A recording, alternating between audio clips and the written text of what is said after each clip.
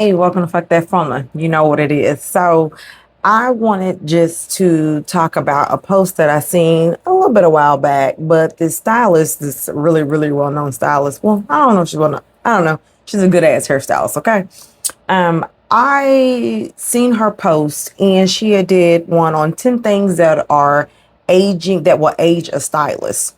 And what I'm going to do is make this kind of like a two-part series so we can kind of cover everything that she talked about because what she hit on was some really, really good points. So I'm going to get into it and I'm just going to kind of read to you what she posted and then we'll get into some of them. So today we're going to really focus on maybe the technical and the business aspect. I guess we'll see this where this take us. Okay.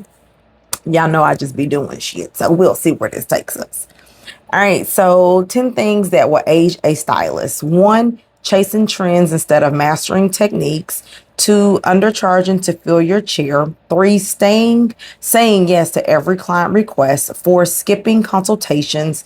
Five, copying other stylists instead of developing your own eye. Six, letting clients run your schedule. Seven, avoiding hard conversations about the hair health. Eight, building without boundaries. Nine, waiting for clients to get it. 10, giving discounts to prove your worth.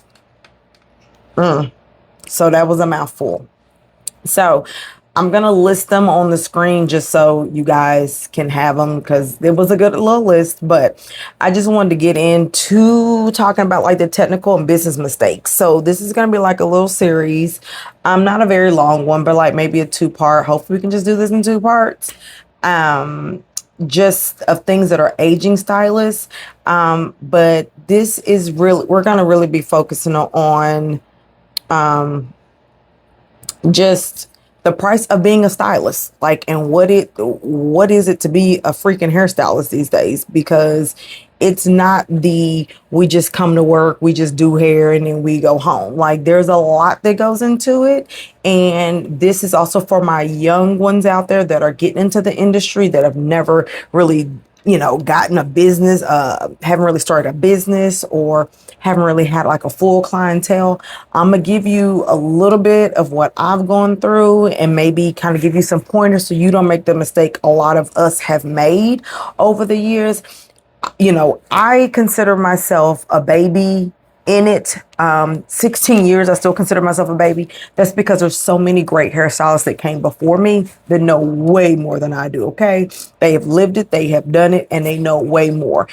Maybe different times I'm learning different things along the way, but I'm always listening to stylists who've been in the industry longer than me. Okay. Whether they've experienced the same thing I've experienced or something different, whatever, I'm always trying to listen and feed and hear what they have to say. Because if it can save me some time and money and headache, baby, I'm all for that. Okay. So, like the price of being a stylist and what's aging us in this industry. So, like some of the technical and business mistakes that as stylists that we are making, and new stylists try not to do these. I mean, sometimes some of y'all got a hard-headed shit and y'all got to learn the hard way, and that's just what that is. But if you can avoid this shit, do it. Okay. So like chasing trends instead of mastering a technique. One thing I will tell you that I have friends, clients, people will tell you, I do not chase trends. I don't chase especially when we start talking about product trends.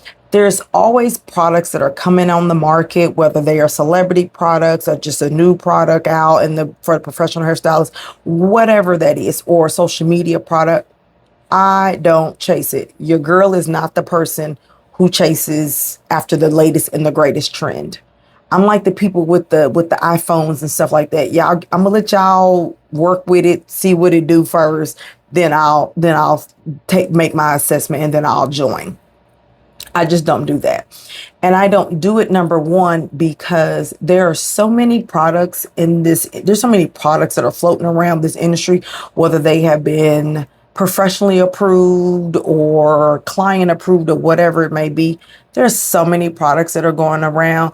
And initially, a lot of these products seem like, oh, they're doing a lot for my hair. But what I have found in my career that a lot of the products tend to always have this, after people use them for so long, the hair starts breaking off and shedding and a lot and doing a lot of extra stuff. I don't know what that's about. I don't know if it's the formula. I don't know what it is. But that is something, which is why I kind of chill out on trying new shit. So if you see a product that's been advertised on social media, and you're like, have you tried this yet? Nah. But go ahead, boo. Do what you need to do. I'm just not going to try it yet. I'm going to sit and I'll read the reviews and I listen. I'm waiting for other hairstylists that I know that I can trust to be like, let me know. It's not that I'm a follower.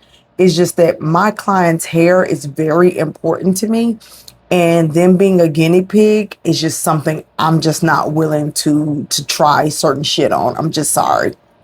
Then I also know that things that are made for the consumer are not necessarily for us professionals to use. And things where they say, oh, this is professional, but they're selling it to consumers as well, I tend to not really fool with. I tend to stick to products that can only be purchased through a stylist. One, because I support stylists, but two is I just question the integrity of it. So that's just me. But as far as chasing trends, all the new, like, I know some stylists that were great at doing hair. Then the trend became, oh, we're just going to do lace fronts.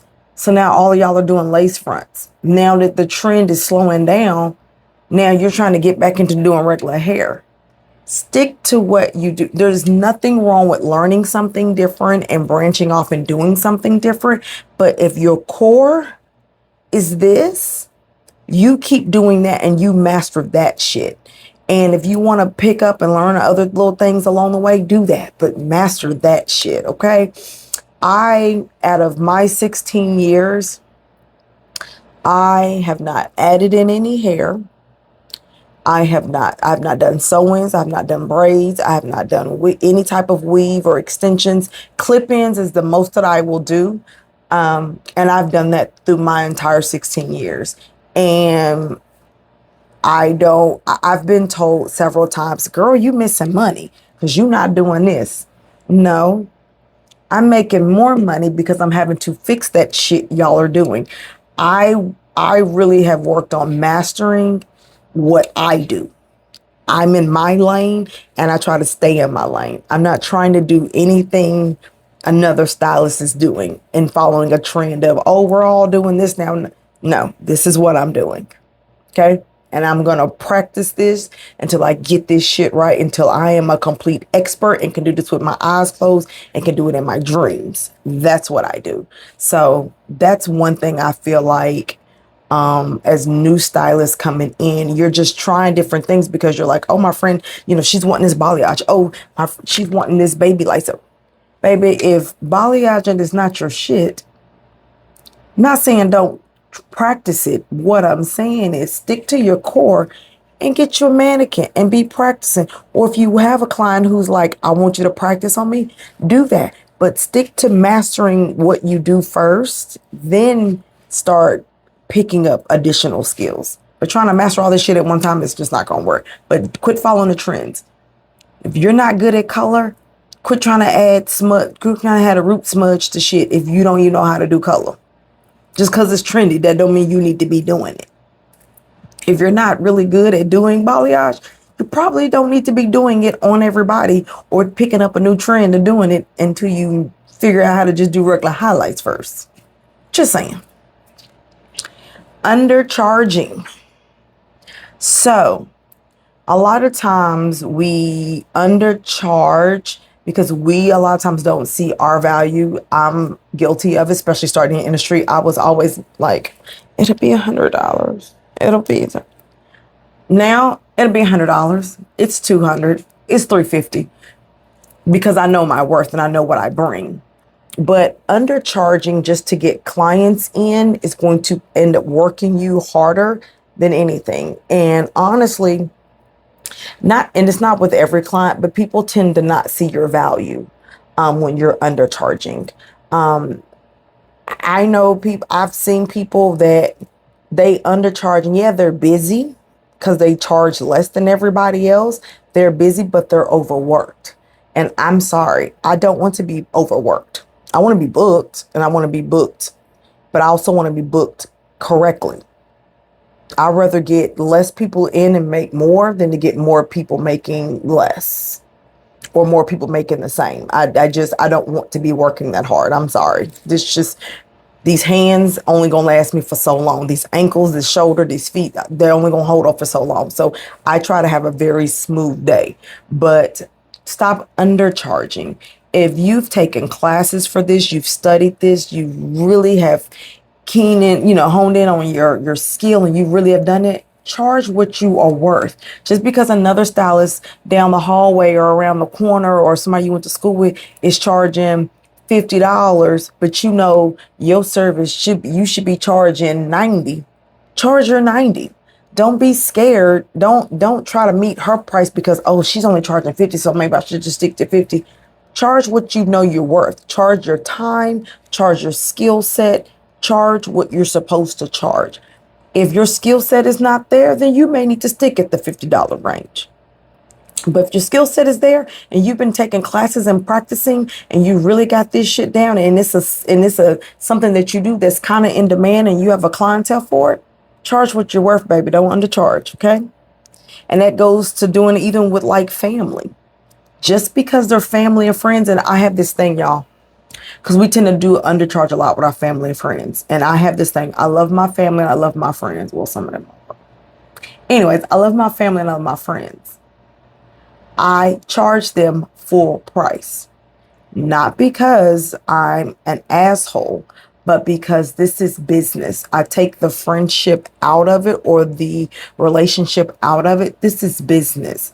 This is how I feed my family. This is how I pay my bills. So I'm not undercharging you just because we have a relationship with each other. Because one thing I will tell you, if you don't do it, they're going to go to somebody else and pay full price.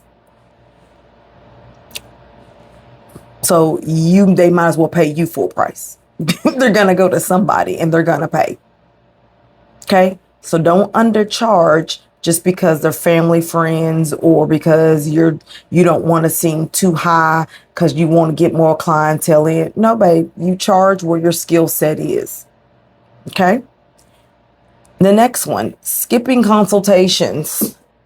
This is another big mistake, skipping consultations, because now I will say, once you have gotten a relationship with that client, you tend to the consultations kind of just flow into the service. But initially, for new clients and for clients that you haven't seen that often, you want to make sure you're having real thorough consultations.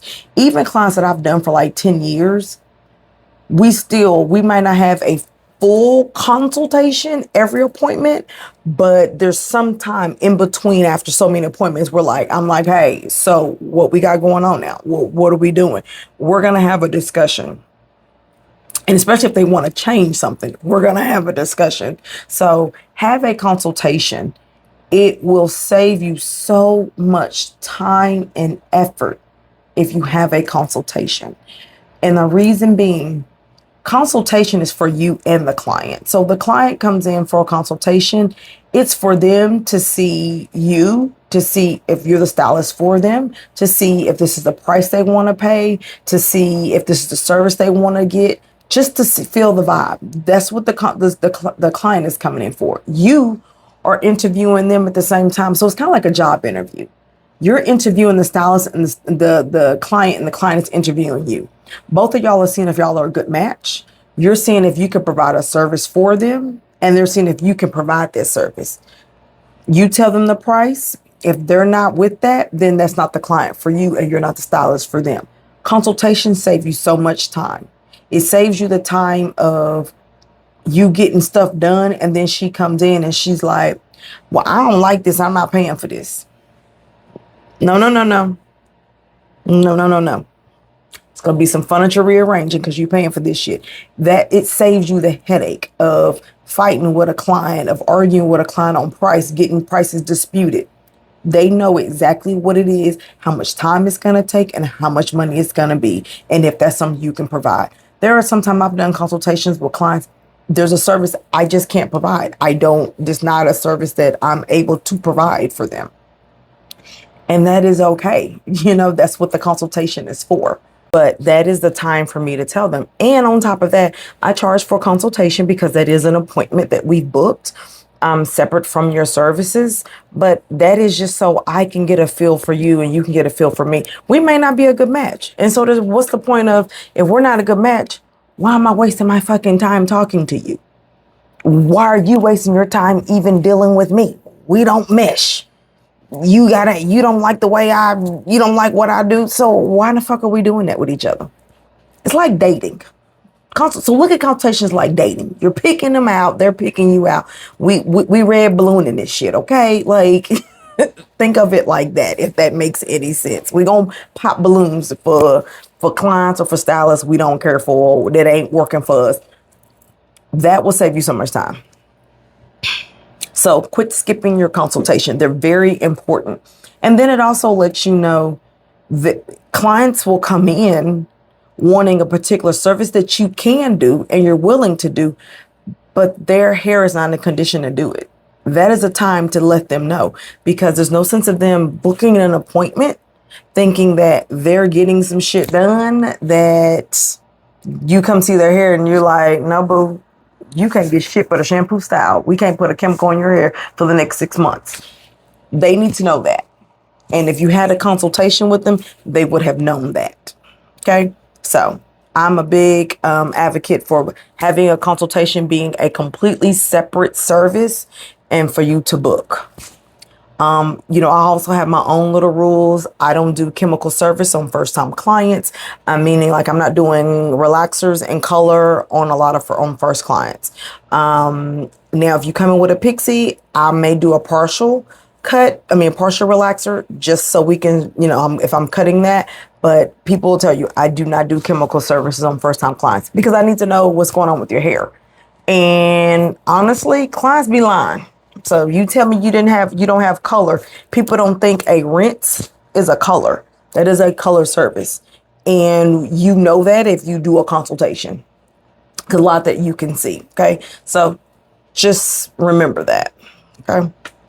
Copying other hairstylists. I am guilty of it early on in my career. So, I'm trying to give my clients, kind of like the trend thing. I'm trying to give my clients what they see online and, this other stylist is doing it like this, so let me do it like that.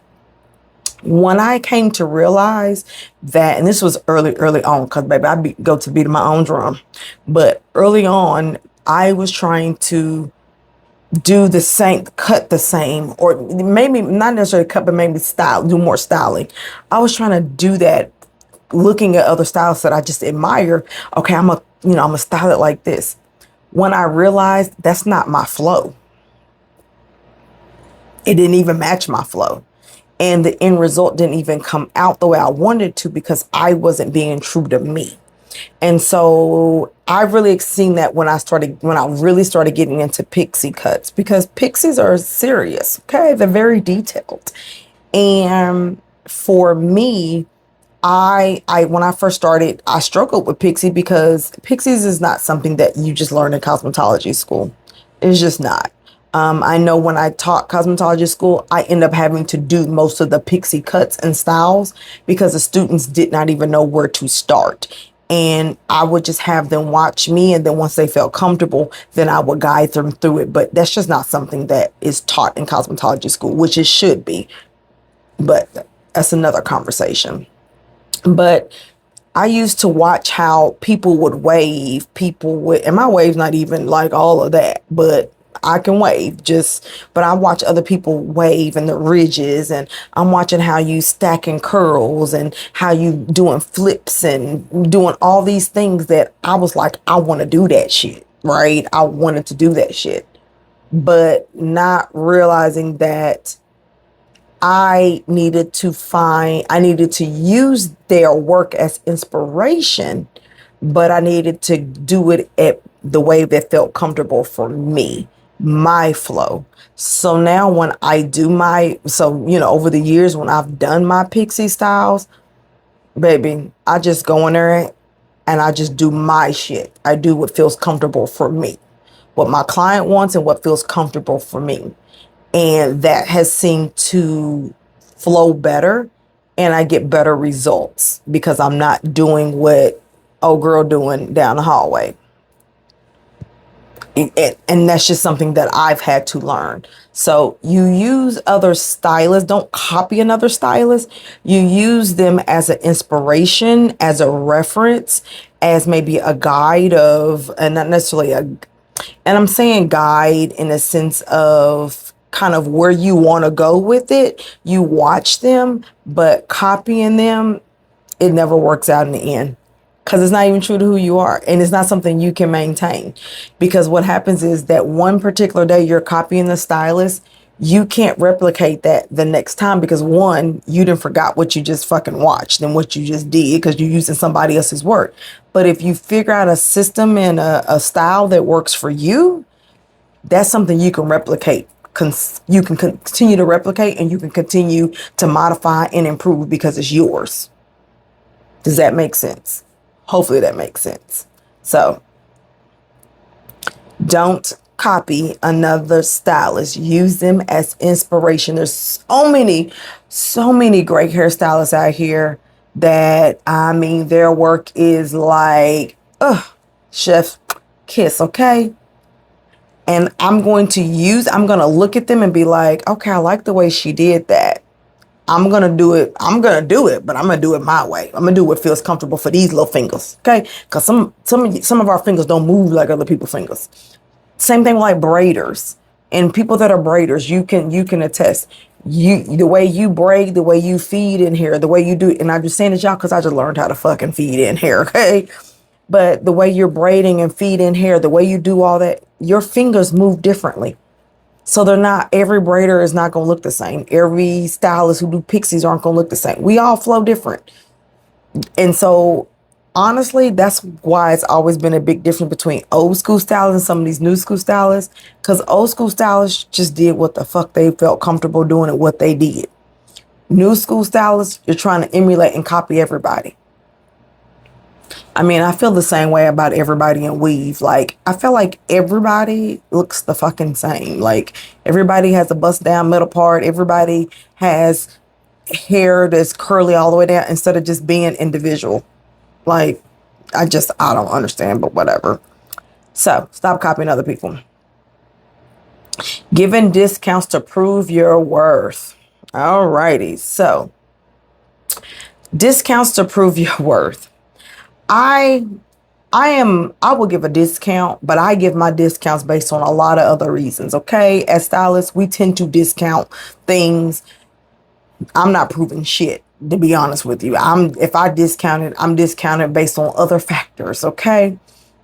Or I could just be damn friendly and in a good ass mood. And I'm like, you know what? I'm going to give you a goddamn discount today.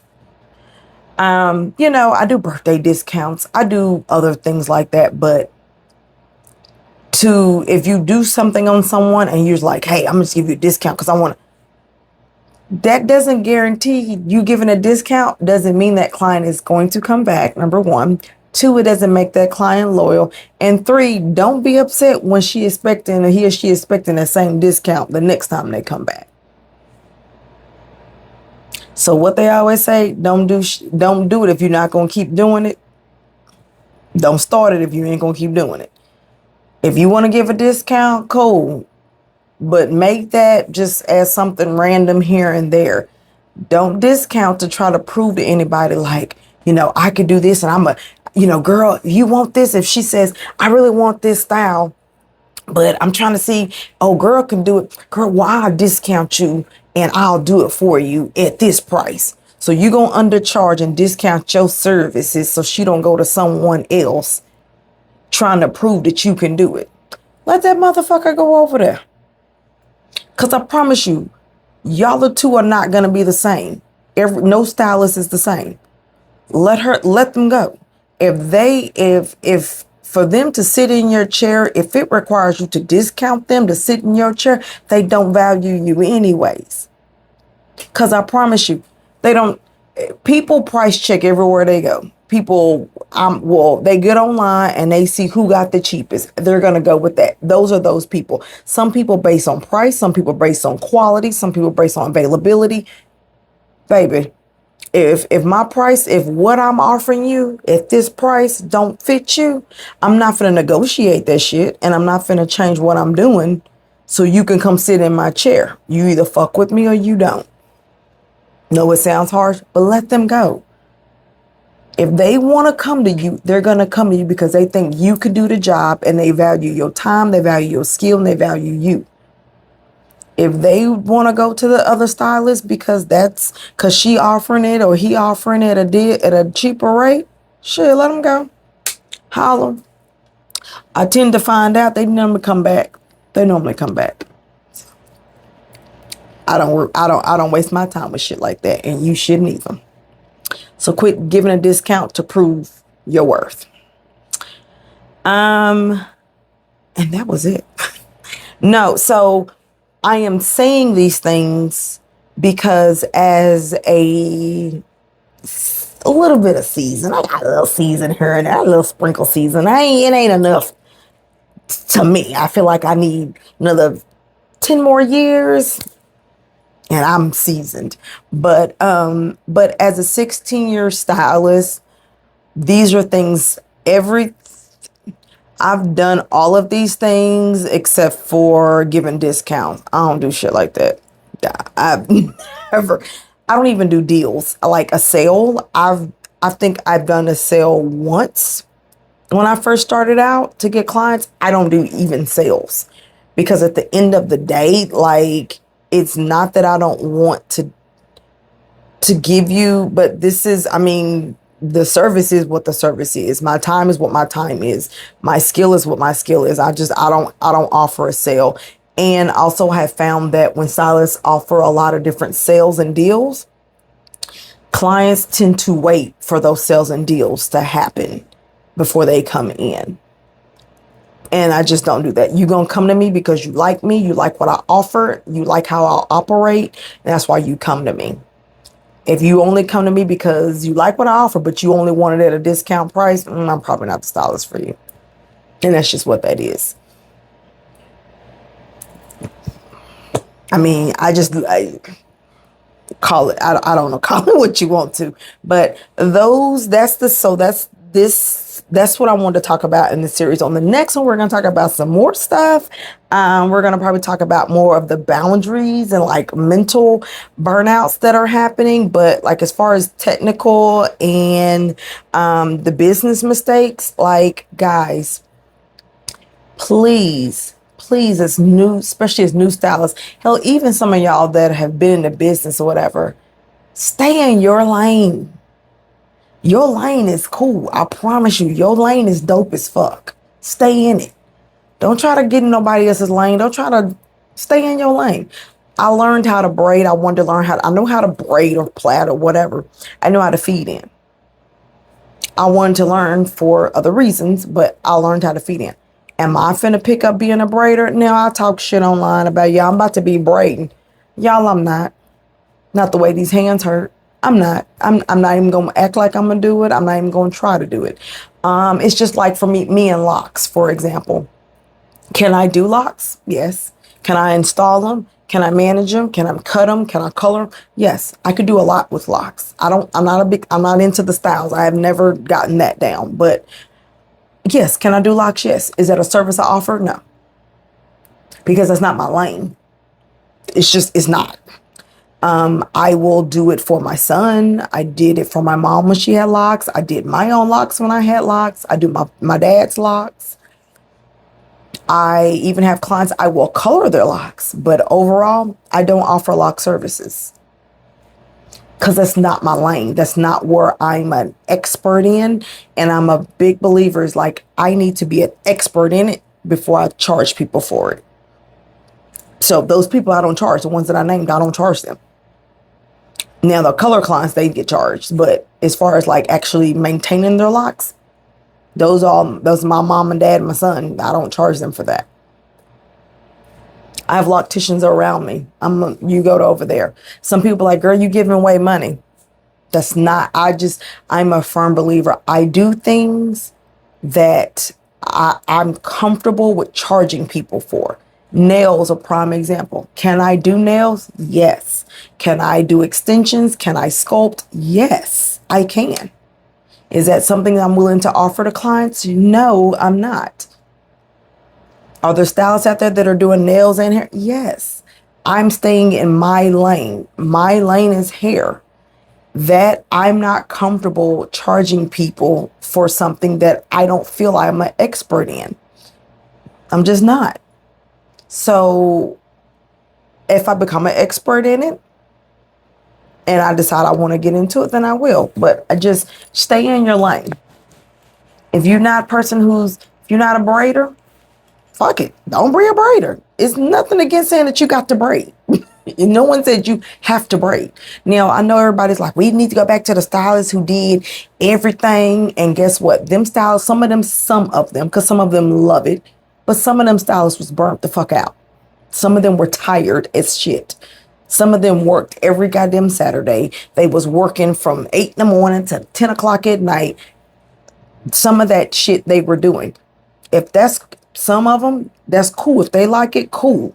But some of them didn't like that shit. Some of them got burnt out doing that shit. Some of them didn't last so long. Or some of them lasted long. And when they finally retired, their hands were so dysfunction and crippled up that they couldn't do anything else. Or their legs and knees and you know what I'm saying? There's so much to offer in this industry now than it was back then. There's so many things. There's so many more things that you can do now. You know what I'm saying? So just stay in your lane. Do what feels comfortable to you, but stick to your business. Create you a structure in your business, and that's what you follow. Just because that stylist is doing it. Now, if there's a stylist that has a different structure in their business that you kind of like it and you want to incorporate that, there's nothing wrong with that. But you need to do it. You need to make sure it makes sense for your business. Because with what old girl doing across this hallway over here, her structure may not be the same structure that works for my business. So that's why I'm telling people stay in your lane, because what she do may not work for me. I may take something that I may be like, okay, you're doing it this. Okay, let me see how that fits into my business and see if that's something that I like that I can incorporate in my business.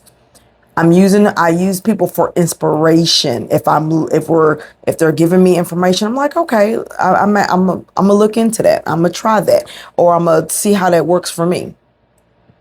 It's inspiration. I'm not copying nobody. I'm not doing what nobody else do. I'm doing me at all times. So you guys do you.